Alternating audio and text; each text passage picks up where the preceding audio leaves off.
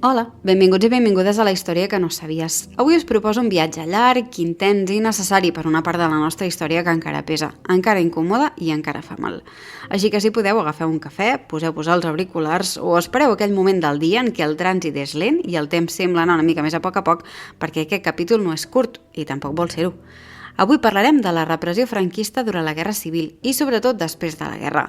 No com una llista de fets ni com una enciclopèdia, sinó com el que realment va ser.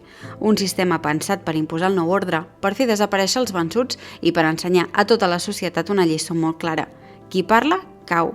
Qui pregunta, molesta. I qui recorda, incomoda. Quan Franco proclama el final de la guerra, l'1 d'abril del 39, sobre el paper arriba la pau, però a centenars de milers de persones aquell dia no és el final de res. És només el començament d'una altra guerra, una guerra silenciosa, sense trinxeres ni bombes, però igualment devastadora. La guerra contra els vençuts. Una guerra que no busca només castigar, sinó reordenar tota la societat a través de la por, de l'exemple i del silenci. Els primers mesos de la postguerra són una barreja estranya de confusió, terror i silencis incòmodes. A pobles i ciutats la gent no sap què pot dir ni a qui pot mirar els ulls sense por. Les converses es fan en baixes, les mirades s'eviten i a moltes cases es comença a viure amb una sensació constant de tensió, com si qualsevol paraula fora de lloc pogués tenir conseqüències. Hi ha famílies que deixen de parlar de política, per exemple, que amaguen fotografies, que cremen papers, que canvien de tema quan els nens fan preguntes, i no perquè no vulguin explicar res, sinó perquè explicar pot ser perillós, i molt perillós. I perquè, siguem sincers, ningú no té ganes de provar què passa quan dius masses coses en una dictadura. De tant en tant, algú desapareix. No hi ha grans escenes, no hi ha explicacions públiques, no hi ha judicis transparents. Simplement una persona deixa de ser-hi. I el poble ho sap, encara que ningú no ho digui en veu alta. Sap que aquell veí, aquell mestre, aquell sindicalista, aquella dona que parlava massa, ja no tornarà. I sap, sobretot, que el millor és no preguntar gaire. Perquè el règim no només reprimeix des de dalt, amb lleis, tribunals i policies, també converteix la societat en una xarxa de sospita constant. Qualsevol conflicte, qualsevol enveja, qualsevol rancúnia antiga pot transformar-se en una denúncia. El veí pot ser l'entrada directa a la presó, i això canvia completament la manera com la gent es relaciona. Les amistats es tornen fràgils, la confiança es desfà i la por es converteix en una mena de soroll de fons que acompanya la vida quotidiana. I és que la repressió no només elimina persones, també trenca vincles, destrueix comunitats i converteix la por en rutina. I un país trencat és molt més fàcil de dominar. En aquest context, la desaparició es converteix en una eina de control. No n'hi ha prou amb matar, cal fer desaparèixer, cal enterrar sense nom, cal amagar els cossos, cal impedir el dol. Així neixen les fosses comunes, com a paisatge habitual de la postguerra. No són només llocs a Mossos, són espais de silenci, són la prova física que hi ha morts dels quals no s'ha de parlar. A l'estat espanyol hi ha milers de fosses documentades, a Catalunya centenars. En cementiris, en cunetes, en descampats que després s'han convertit en parcs, en carreteres, en polígons industrials. Hi ha llocs on literalment s'ha posat asfalt a sobre dels desapareguts. I això no és una metàfora poètica, és urbanisme franquista. Hi ha famílies que han viscut durant dècades sobre un lloc d'execució sense saber-ho, i hi ha nens que han jugat en un parc sense tenir ni idea que sota els seus peus hi havia històries que algú va decidir enterrar també, perquè sembla que de vegades tapar-ho tot amb formigó era molt més fàcil que afrontar la realitat. Pensa en això un moment. Vides senceres esborrades, reduïdes a un forat a terra i a sobre aquell forat, amb els anys, una carretera, un bloc de pisos, un parc infantil. I la vida continua, però la història no ha marxat. Només ha quedat allà, tapada. Un dels espais més colpidors de Catalunya, per exemple, és el Camp de la Bota, entre Barcelona i Sant Adrià del Besòs. Allà, entre el 39 i el 52, s'hi van executar aproximadament 1.700 persones. No estem parlant del caos dels primers mesos de guerra, estem parlant d'un estat que afusella de manera sistemàtica durant 13 anys. 13 anys de judicis sumaríssims, de condemnes ràpides i de famílies que reben la notícia quan ja no hi ha res a fer. I entre aquestes víctimes també hi havia dones. Dones que havien militat, dones que havien ajudat a la república, dones que simplement no encaixaven amb el model de dona submisa que el règim volia imposar. La repressió no feia excepcions quan es tractava d'imposar la por. Si baixem cap al País Valencià, Paterna es converteix en un altre símbol brutal. Entre el 3 d'abril del 39 i el 10 de novembre del 56, 2.238 persones hi van ser afusellades. No és una xifra aproximada, és una xifra documentada. I el detall que fa més mal no és només el número, és la data final, el 56. Mentre a altres llocs d'Europa ja es parla de reconstrucció i de futur, aquí encara s'afusella gent per haver estat al bàndol equivocat. I tot això passa mentre la vida quotidiana continua. La gent treballa, els nens van a l'escola, les famílies intenten sobreviure, però sota d'aquesta aparent normalitat hi ha un país ple de pors, de silencis i de noms que encara no es poden dir. Els afusellaments són la cara més visible d'aquest sistema, però no són l'única.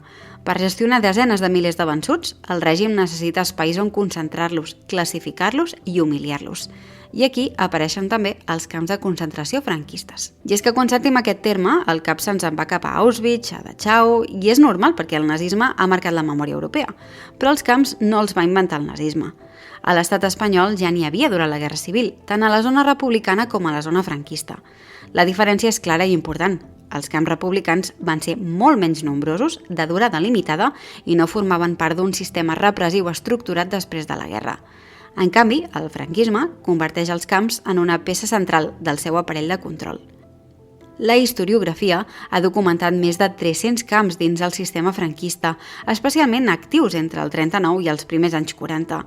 No tots eren iguals ni duraven el mateix, però compartien una mateixa lògica: concentrar els vençuts, classificar-los, humiliar-los i decidir el seu destí. Un dels camps més emblemàtics és el d'Albatera, al Baix Segura. Després de la caiguda d'Alacant, al març del 39, milers de republicans que no havien pogut fugir per mar hi són traslladats. Fam, set, pallisses, humiliacions, por constant. Albatera no és només un lloc de detenció, és també un filtre. Hi entres i esperes, i mentre esperes, algú decideix si tornaràs a veure casa teva o no. I el més fort de tot és que aquests camps no sempre eren recintes militars. Sovint s'improvisaven en espais quotidians: convents, escoles, places de braus, casernes i fins i tot estadis de futbol. El vell estadi de Chamartín, l'antic camp del Real Madrid, és a dir, l'actual Santiago Bernabéu, va ser utilitzat com a camp de concentració provisional. Un lloc pensat per celebrar gols i victòries es converteix en un espai de fam, por i humiliació. La gespa, on un dia s'animava un equip, passa a ser terra de silenci. I això et recorda que la repressió no és lluny, no és abstracta i no és invisible, és al mig de la vida quotidiana. Després del camp, per molts arriba a la presó, i aquí la repressió es torna lenta, pesada i asfixiant. A Barcelona, la presó de la Model es converteix en el símbol del col·lapse penitenciari. Pensada per a un centenar de persones, més o menys, a principis del 40 arriba a tenir prop de 13.000 presos. Cossos amuntegats, fam, malalties, fred... Les nits es trenquen amb el so dels cops de ferro a les portes, una manera d'acomiadar-se dels qui se'ls enduien a afusellar. I no és només la Model. Ajuntaments, casernes, edificis públics... Qualsevol espai amb 4 parets pot convertir-se en una presó improvisada. La vida deixa de ser teva. Depèn d'un paper, d'un rumor o d'una signatura. I mentre tot això passa, mentre els camps de concentració funcionen com a filtres humans i les presons es col·lapsen fins a límits impensables, hi ha una altra cara de la repressió que sovint queda en segon pla, però que és igual de dura, igual de cruel i igual de devastadora: la repressió específica contra les dones. Perquè el franquisme no només vol castigar idees polítiques, també vol imposar un model de dona molt concret, submisa, obedient, silenciosa i dedicada exclusivament a la família i a la religió. I qualsevol dona que se'n sortís, encara que fos una mica, d'aquest guió, es convertia en un problema. Moltes dones van ser empresonades per haver militat en partits o sindicats, per haver ajudat a la república, per haver amagat familiars, per haver fet l'enllaç o simplement per ser dones de rojos. Però el càstig no es limitava a la presó. El càstig era també moral, social i simbòlic. Se les humiliava, se les estigmatitzava, se les feia sentir culpables no només per les seves idees, sinó també per la seva manera de ser, de parlar, de vestir, de viure. Perquè, a més de rojas, encara tenien el mal costum de ser dones amb opinió, i això pel règim ja era directament intolerable. A Barcelona, la presó de dones de les Corts és un exemple claríssim d'aquesta repressió. Al 1939 hi arriben a haver prop de 2.000 dones empresonades, moltes d'elles amb criatures petites. És que imagina't l'escena: cel·les saturades, dones dormint al terra, nadons plorant, falta d'higiene, fam i una vigilància constant per part d'ordres religioses que no només controlaven el comportament polític, sinó també la moral, la sexualitat, la manera de parlar i fins i tot la manera de mirar. Algunes d'aquestes dones acabaran afusellades al camp de la Bota. D'altres sortiran de la presó amb la vida trencada, amb fills marcats i amb una por que ja no marxarà mai més. A la Costa Basca, la presó de Saturraran, per exemple, que funciona entre el 38 i el 44, es converteix en una presó central de dones. Milers d'internes hi passen en condicions duríssimes. Fam, malalties, fred, disciplina religiosa extrema. Moltes d'elles són mares separades dels seus fills. Altres hi entren molt joves i en surten amb la sensació d'haver envellit de cop. I això no és un accident. És una manera de trencar no només persones, sinó també el teixit familiar, perquè el franquisme sap que una família trencada és una família molt més fàcil de controlar. A Madrid, la presó de les Ventes viu una situació semblant. Saturació, misèria, malalties, por constant, dones que comparteixen espais pensats per a una desena de persones amb 50, 60, 70 internes, dones que han de criar criatures dins la presó, amb tot el que això implica. I quan surten, si és que surten, ho fan marcades per sempre, amb l'etiqueta invisible però pesada de dona desafecte. Fora de les presons, el règim crea organismes específics per controlar les dones. Un dels més clars és el Patronato de Protección a la Mujer, reorganitzat el 1941. Sobre el paper havia de protegir, entre cometes, les joves en una situació de risc. A la pràctica, servia per internar noies que no encaixaven amb el model moral del règim, joves considerades rebels, mares solteres, noies que fugien de casa o dones que no volien sotmetre's a l'ordre establert. El missatge era sempre el mateix. El cos i la vida de les dones no els pertanyien a l'Estat i a la moral que aquesta imposava. I mentre les dones patien aquesta repressió específica, les famílies senceres vivien sota una pressió constant, no només per por de detencions, que també, sinó per por a la delació, perquè el sistema franquista no funcionava només amb policies i jutges, també funcionava amb veïns, amb mirades, amb comentaris, amb rumors.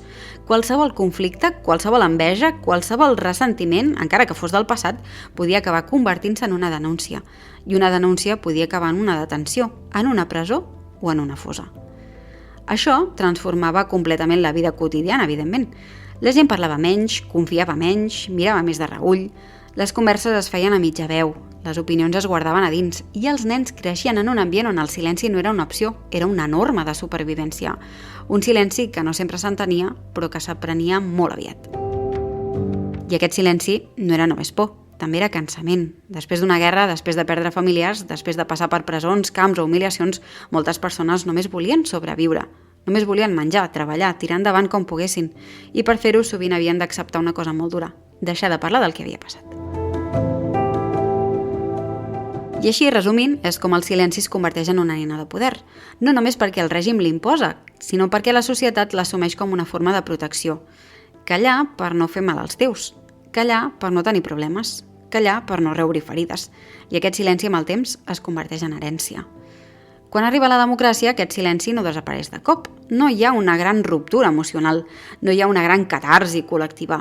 Hi ha un canvi polític, sí, però moltes famílies continuen sense respostes. Moltes fosses continuen tancades, molts noms continuen desapareguts i molta gent continua pensant que remenar el passat pot ser perillós o inútil o massa dolorós, com si la història fos una catifa sota la qual pots amagar coses i esperar que ningú no miri mai a sota. Però la memòria és tossuda, molt tossuda, i amb els anys, fills, nets i besnets comencen a preguntar qui era l'avi, què li va passar, on està enterrat, per què ningú no n'ha parlat mai. I aquestes preguntes, que durant dècades havien estat molt perilloses, comencen a trobar espais on existir. Arriben les exhumacions, arriben els equips d'arqueologia forense, arriben les proves d'ADN, arriben les famílies que per primer cop poden posar flors sobre una tomba amb un nom, i cada cos recuperat no és només un cos, és una història que torna, i és un dol que, encara que tard, es pot començar a tancar.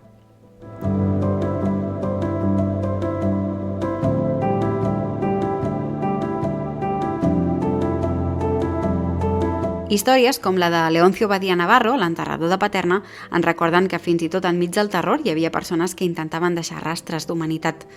Leoncio no era cap heroi de pel·lícula ni cap líder polític, era un treballador del cementiri, un home normal, que es va trobar obligat a enterrar una darrere l'altra persones afusellades pel règim franquista. Cossos sense nom, cossos que arribaven de matinada, que el sistema volia fer desaparèixer no només físicament sinó també de la memòria col·lectiva. Però Leoncio va decidir no acceptar aquell paper de simple engranatge del silenci.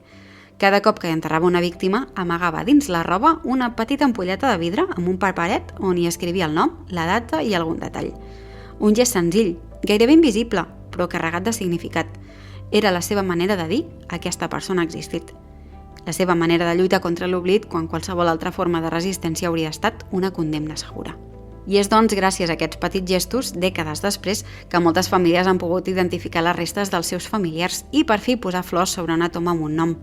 Enmig d'un sistema pensat per esborrar identitats, Leoncio va sembrar la memòria, i això en un context de por absoluta és un acte de valentia silenciosa.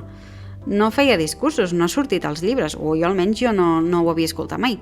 Només tenia una pala, unes ampolletes i una idea molt clara, que ningú no mereix ser enterrat com si no hagués existit mai.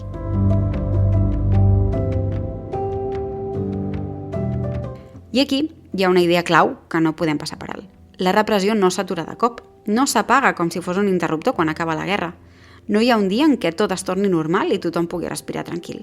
La repressió continua, s'arrossega, s'allarga en el temps, es converteix en rutina i arriba fins al final mateix del règim. El 27 de setembre del 75, 5 persones són afusellades. 5. Franco encara és viu. La dictadura encara mata. I això no és un detall menor, és una bufetada històrica. Vol dir que aquesta violència no pertany només a un passat llunyà, borrosament recordat en blanc i negre. Vol dir que aquesta violència arriba fins a tocar la democràcia i en llenguatge històric, això fa 4 dies.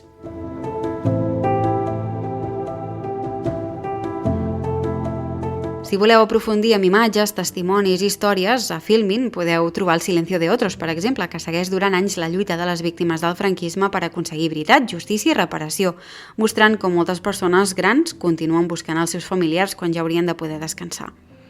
També hi teniu Pico Reja, La verdad que la tierra esconde, que és un documental que acompanya l'obertura d'una de les fosses més grans de Sevilla i que mostra, sense filtres, què vol dir desenterrar no només cossos, sinó vides, records i ferides que mai no s'han trencat. I Guillena, 1937, que explica la història de les 17 dones afusellades a Guillena, les anomenades 17 roses, i la lluita de les seves famílies per recuperar-ne la memòria i la dignitat després de dècades de silenci.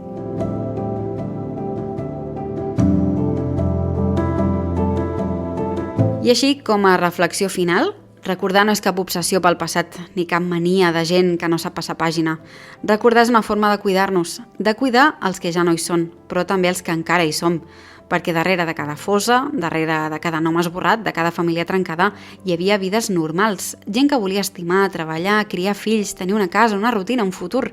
No eren herois de llibre d'història ni personatges de documental, eren persones corrents, atrapades en una època brutal que no els va deixar escollir. I durant massa anys, aquestes vides van quedar reduïdes al silenci, a fotografies amagades en calaixos, a noms que no es pronunciaven a la taula, a preguntes que no es feien perquè feia por. I aquest silenci no només va tapar morts, va tapar dols, records i identitats. Va fer que moltes famílies creixessin sense saber qui eren realment els seus avis, les seves àvies, els seus besavis. Va convertir el passat en un tabú, com si la història fos una cosa que es podia ignorar sense conseqüències. Però el passat no desapareix perquè no en parlis. El passat es queda als cossos, a les mirades, als silencis, a les pors que no saps d'on surten, a les coses que els avis no s'atreveixen a dir. I quan no l'afrontes, el passat no s'arregla, només s'amaga. Recordar no és obrir ferides, les ferides ja hi són. Recordar és mirar-les de cara, posar-hi noms i entendre-les i potser començar a curar-les. És tornar la dignitat a qui les va perdre. És dir que ningú no mereix acabar en una cuneta, en una fossa anònima o sent el protagonista d'una història que ningú no explica. I si avui podem parlar, preguntar, escoltar i recordar, no és perquè el temps ho hagi curat tot, sinó perquè hi ha gent que s'ha negat a callar. Famílies que han buscat durant dècades, avis que han esperat tota una vida per poder dir un nom en veu alta, nets i netes que han decidit que la història no s'enterra, perquè el silenci no és pau, el silenci és oblit. I l'oblit mai, mai no ha protegit a ningú. Gràcies per escoltar-me una setmana més. Que vagi bé.